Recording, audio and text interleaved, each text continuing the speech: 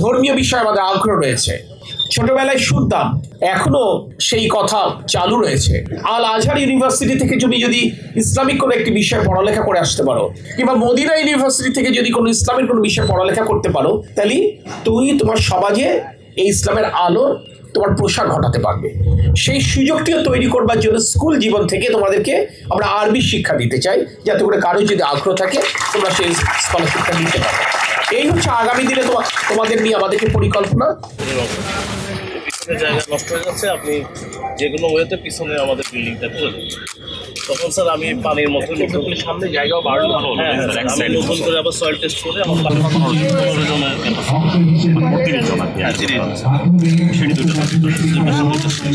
সেটা ওনারা 27 সালে শেষ করতে পারবে আশাবাদী এবং আশা করে হয়ে যাবে স্যার, মানে 1.5 বছরের মধ্যে মূল কাজটা হয়ে গেছে স্যার।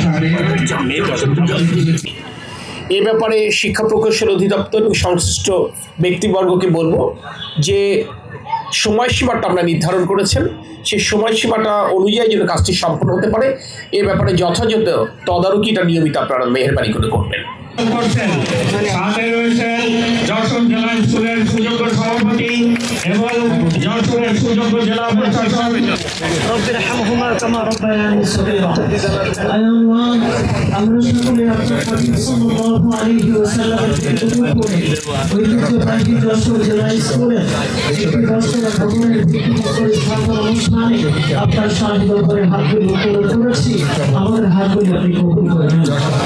এই জেলা স্কুল যেখানে তোমরা পড়ালেখা করছো, এটা অনেক ঐতিহ্যবাহী একটি প্রতিষ্ঠান, অনেক পুরানো একটি প্রতিষ্ঠান। আমি জানি তর্ক সাপেক্ষে বর্তমানে এই স্কুলটি যশোরের সেরা শিক্ষা প্রতিষ্ঠান।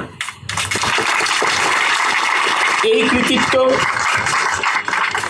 একদিকে যেমন শিক্ষার্থীদের, অপরদিকে যারা শিক্ষা দান করে, পাঠ দান করে, শিক্ষক শিক্ষিকা মণ্ডলী, তারা যথাযথভাবে পাঠদান করেন বলেই তোমরা পরবর্তী জীবনে সফল হওয়ার সুযোগ তৈরি হয়েছে।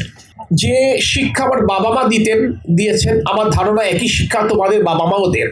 সেটি হচ্ছে যখন শিক্ষা প্রতিষ্ঠানে আমরা আসি, তখন আমাদের শিক্ষক শিক্ষিকা মণ্ডলী কিন্তু আমাদের বাবা মার জায়গাটি নেন, অর্থাৎ তারাই কিন্তু এখানে আমাদের অভিভাবক। শিক্ষক শিক্ষিকা মণ্ডলীকে ঠিক সেভাবেই সম্মান করবে, তাদের কথা শুনবে, তাদের নির্দেশনা প্রতিপালন করবে।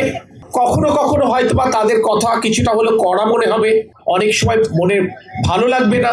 বাবা মারও সকল কথা আমাদের ভালো লাগে না, কিন্তু বাবা মা কোনো সন্তানের অমঙ্গল কোনোদিন কামনা করেননি, যেমন কোনো শিক্ষক শিক্ষিকাও কোনো শিক্ষার্থীর তার ছাত্রছাত্রীর অমঙ্গল কামনা করেন না।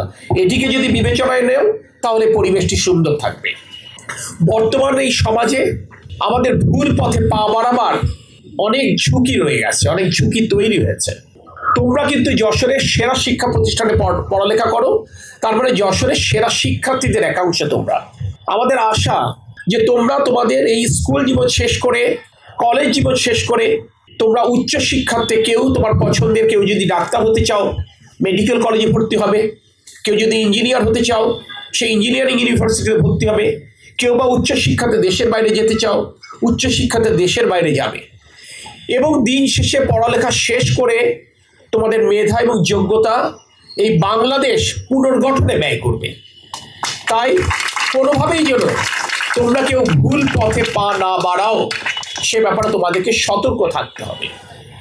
অনেক বন্ধু তোমাদেরকে অ্যাডভেঞ্চারের কথা বলে এমন কিছু কিছু জায়গায় তোমাদেরকে নিয়ে যাওয়ার চেষ্টা করবে, সেখান থেকে নিজেকে নিয়ন্ত্রণে রাখতে হবে। এখানে যারা শিক্ষক শিক্ষিকা মণ্ডলী রয়েছেন, তাদেরকে বিনয়ের সাথে বলবো, যুগের সাথে তাল মিলিয়ে প্রযুক্তির সমন্বয়ে পাঠদানকে আনন্দময় করবার চেষ্টা করতে হবে, যেটি আমাদের মাননীয় প্রধানমন্ত্রী তারেক রহমানের মূল উদ্দেশ্য।